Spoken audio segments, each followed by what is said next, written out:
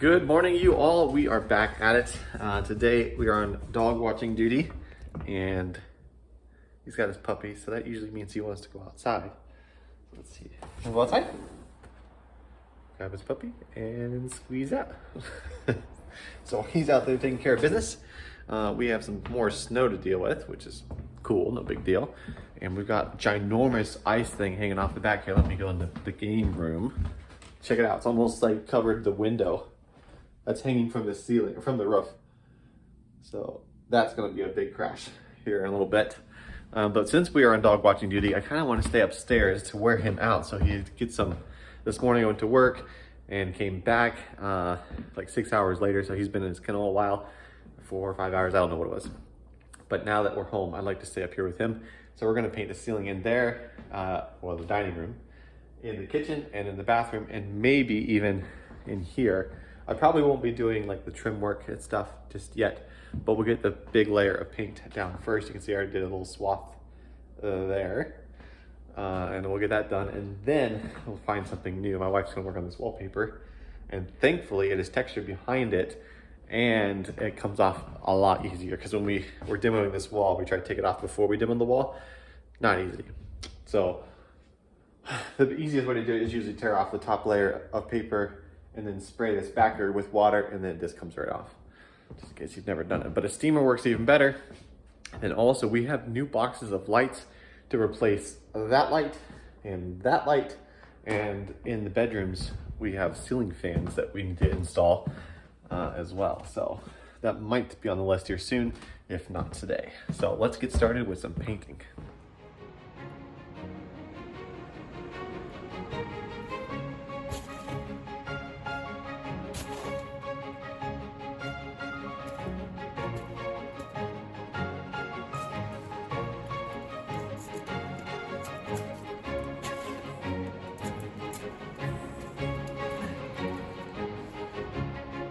Where'd you put your puppy at? You came back without him. Let's go find him.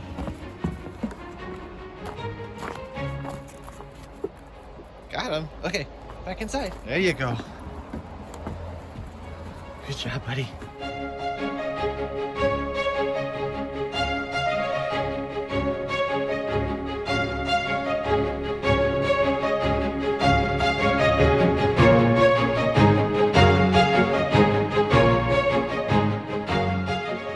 Been here painting. I've been thinking about the questions and comments on the videos I get, and one of the questions was, how do you do a BRRRR, and what is a BRRRR basically, and what are the hidden expenses of a BRRRR? So let me explain that real quick. A BRRRR is when you buy a property, you renovate it, you refinance it, and you rent, and then you repeat. So BRRRR. It's an acronym coined by Bigger Pockets, Brandon Turner, but that's what we're doing on this house. We've bought it, we're renovating it, we're going to refinance it eventually, and we're going to rent it and then repeat and do it all over and over again. Now the reason you want to do that is because it makes living cheaper. So in this case, it's a duplex, so there's rent from downstairs paying for my rent, making my mortgage payment almost free, if not cheaper at least. And so that's kind of the nice thing. And then, hey, no, you can't have that. I had to paint for the puppy real quick. But there are some costs and things to worry about, but overall it's just a great strategy. It helps pay for your taxes and your insurance and all that stuff. You wanna go outside again? I'll be right back. Anyways, as I was saying, he loves being outside. Hidden costs, let's see. So the last house I did, I spent like the whole year renovating it, if not longer. I lived in one house, I owned the house across the street, and that was the one I was BRRRRing. I wasn't living in it, but I was living in the one next door.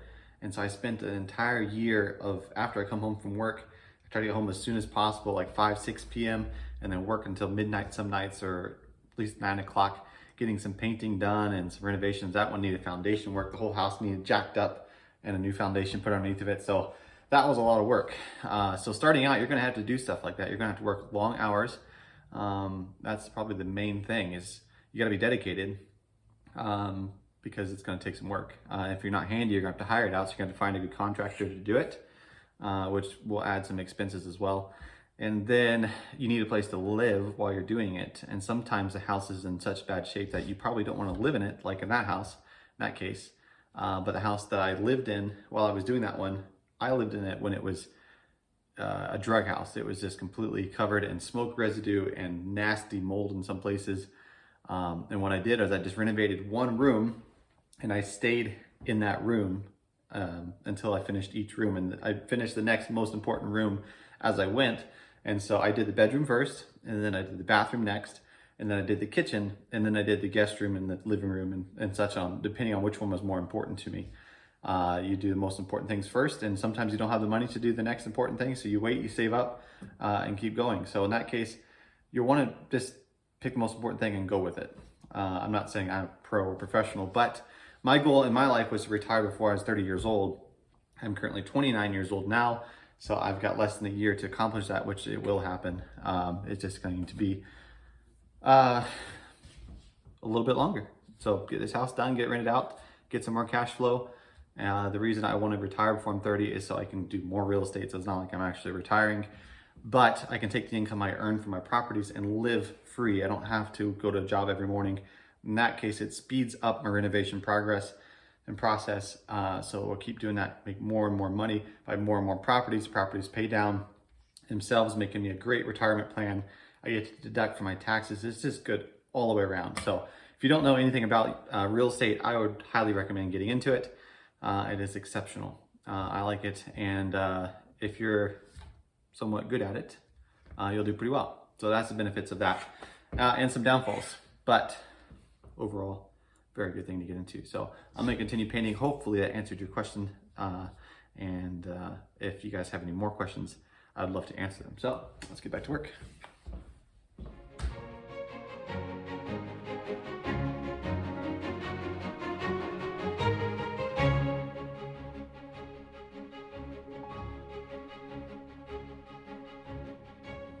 Well, just like that, the ceilings are painted in here and in there.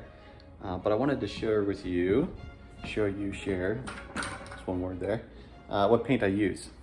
So to keep it simple, I just use the Behr Ultra color. It's just the medium grade Home Depot paint, works really well. Ultra pure white. This is an interior ceiling flat. And so once it dries, it's gonna be a flat color. What I mean by flat is the sheen, it's not shiny. So you'll see the wall, you can see how it kind of glares off of the wall right there. That's because the walls are a satin, which is a little higher on the shine or sheen part of things. Whereas a ceiling, you can hide a lot of flaws and when the lights don't reflect off of it as much, it makes it look nicer. So flatten the ceilings and then do a satin on the walls. The reason you don't want to flatten the walls is because if it's a rental or any house, you touch it a lot.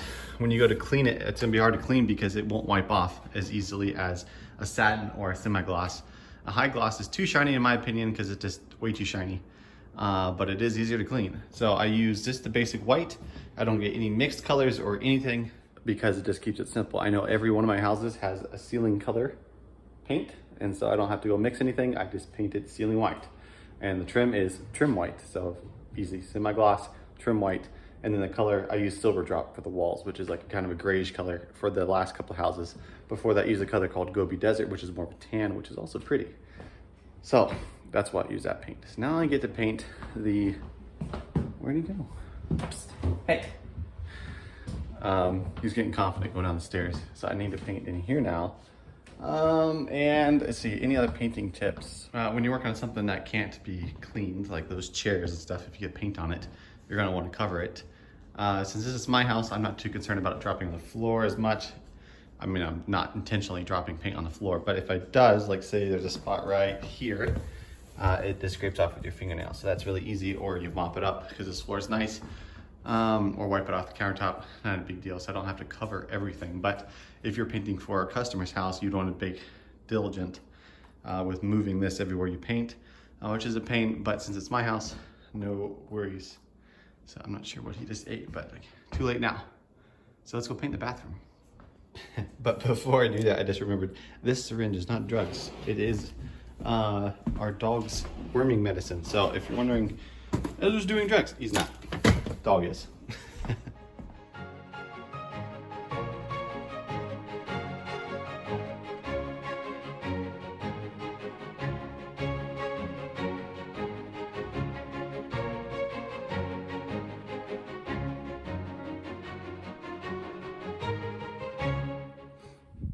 bathroom's done. So that was easy. It's not popcorn ceiling in here, so that's nice. 2 tips I thought of while I was painting though is a roller extension stick like this one. Let's set you down here. It is awesome to have. It just clicks the button and it slides in and out and locks. And so if you're painting a tall ceiling or short ceiling, it doesn't matter. And then also it helps save your neck because you can kind of use your arm like this and support with your other arm and just work back and forth, and you're not using your neck as much and you're not using your hand on the thing because you're rolling it back and forth. That's not fun. And then also, instead of pouring your paint into a roller pan and then using your roller, just put one of these in your 5-gallon bucket and you dip it in paint, roll up and down that, and it saves you a lot of pain, a lot of trouble. And then when you're done for the day, just drop this into the paint and put the lid on and you're good to go. So, and then you can also use that to mix it. If you don't have a mixer, you just grab it and twist it back and forth and it mixes it up for you. I'd also say one of the coolest perks of working from home or doing a burr and working from home is that you can watch TV while you paint. So I've got some Bonanza in there playing because I like Bonanza. It's a little cheesy, especially the episode I'm on right now, but I've already seen it, so I might skip it. But that's a perk for sure. Now that we've got the upstairs completely painted, I don't know if we're gonna paint this next or if we're gonna go downstairs, but let me show you downstairs. But let me put this paint roller away before it smashes the ground and gets paint all over or the puppy eats it. Okay, so here's downstairs.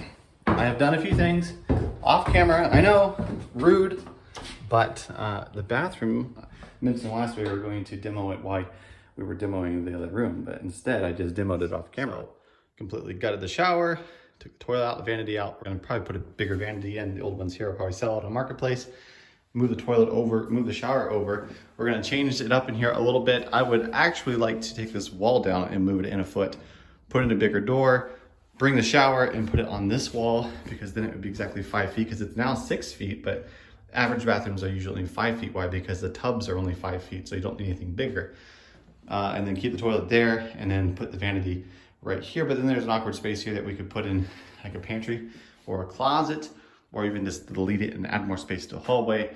Options are endless, but for budget's sake and for time's sake, I'm gonna keep the bathroom oriented the way it is, with a shower here, toilet there, vanity there, and then keep this wall, which will make this room still smaller, but it's still usable. And then in here, we've completely tore out the wall and taken all the trash out, but I think in the last video we already did that, so nothing new there.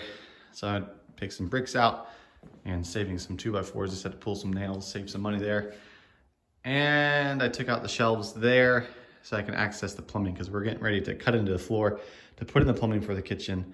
And we're going to redo all this copper and turn it into PEX, just because it's easier and it's better in my opinion.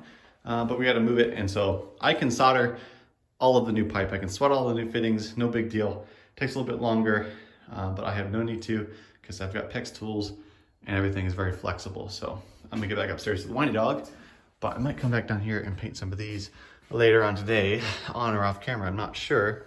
But I figured I'd at least share with you what that was all about and what I had done. So let's paint this and see what else we do for the day before the end of the video. So catch you. We're not gonna catch you anywhere. You're just gonna watch me do that. So watch me do that.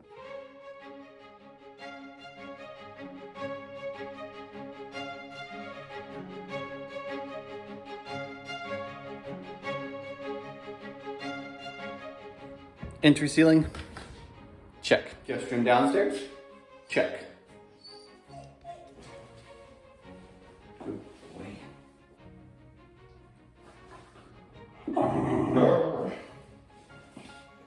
A few moments later, and we are painting the ceiling in this room, and I just wanted to show you the difference between new and old. There's a huge difference. That's why when you get done renovating something as simple as this room, where it's just going to be paint and carpet basically, that's why it looks brand new. It doesn't take but a couple $100, and this room looks brand new again. So just wanted to point that out. So now I just have to paint the ceilings in here and we'll be done for the day. Well, that is it for the paint. Completely empty, right? And we haven't got finished with the room. We got the closet ceiling painted, minus trimming. And we got the perimeter of the room. You can see the little corner there and around, but we haven't painted the body of the ceiling yet, most of the ceiling. So we need to buy some more paint to be able to do that, but it is already dark outside, which means absolutely nothing because it gets dark around here like 5 o'clock sometimes. But it is after 5, and so I'm gonna call it quits for this video for today and find my puppy so he doesn't eat stuff. But anyways, as always, don't forget to look in the description below. Don't forget to like, subscribe, and tell those who aren't liked and subscribed to do so kindly. And we'll see you on the next one. Have a good one. God bless.